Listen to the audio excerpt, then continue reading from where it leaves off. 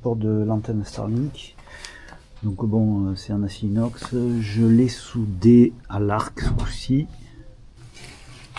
Ici, il y aura des supports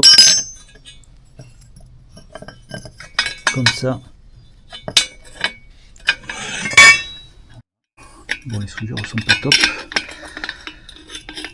Donc ici, je percerai 4 trous et là, ça viendra se fixer sur le balcon ou le support des antennes, des panneaux solaires, pardon. Voilà. Donc de ce côté-là, ici,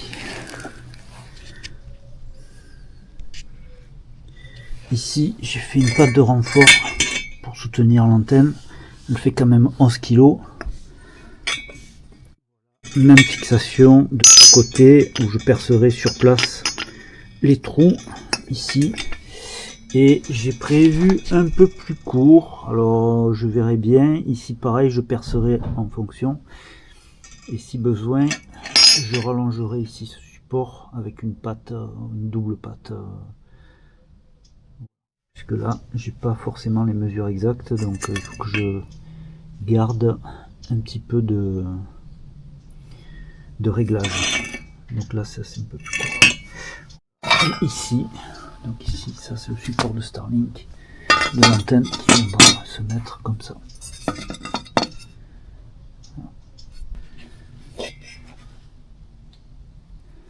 Voilà, support de Starlink. Alors, notez que les vis sont pas d'acier inox.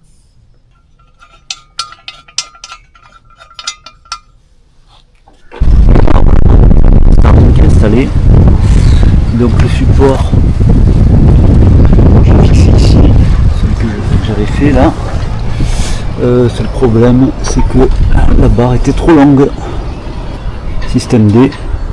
J'ai percé les deux tubes, je les ai fixés ici. Là j'ai mis un câble pour sécuriser l'antenne au cas où avec les vibrations, les deux boulons qui sont de fixation de l'antenne là se desserreraient, l'antenne serait pendue par ce câble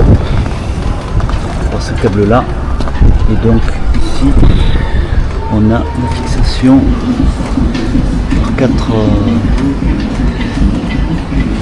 boulons, peut-être hexagonale là.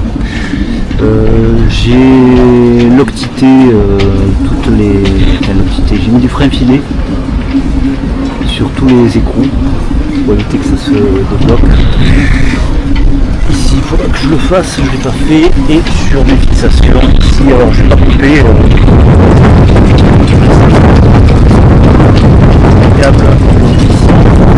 et j'ai percé ici, j'ai mis une passe-coque, un passe-fil pardon, avec bien de la jaja parce qu'il était un peu trop court, donc je pouvais pas le glisser de l'intérieur.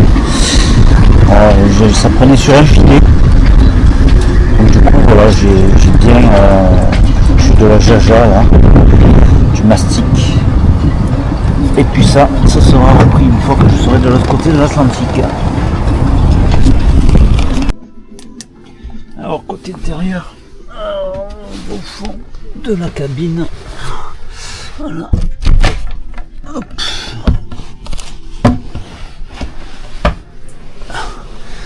Donc ici il y a le vérin du pilote, voilà, avec le premier axe de safran qu'il va falloir que je vérifie. Donc Starlink, ici mon câble, et donc voilà. Donc là j'ai percé la coque ici. Ça c'est le coffre que j'ai dans le cockpit.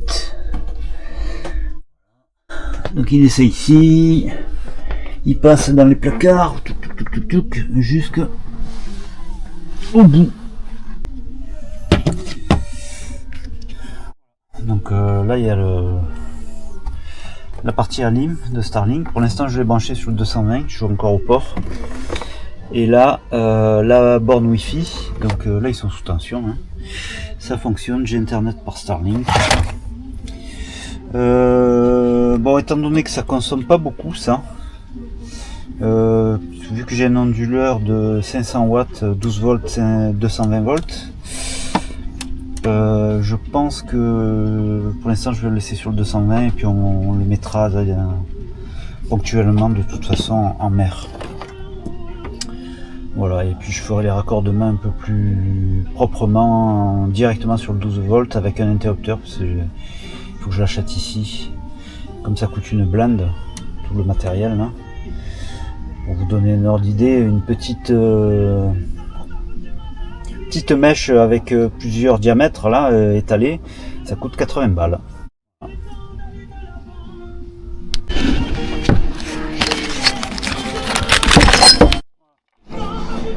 Ce genre de choses, c'est 80 balles ici, en Guadeloupe. Voilà. Alors la marque c'est Volcraft, je crois, ou un truc comme ça. Mais ouais, donc c'est un peu, voilà, ce que je pourrais faire plus tard. Et donc j'ai percé la coque du bateau. Et regardez la gueule de la mèche. Pourtant c'est une Bosch, donc ça devrait être de la qualité.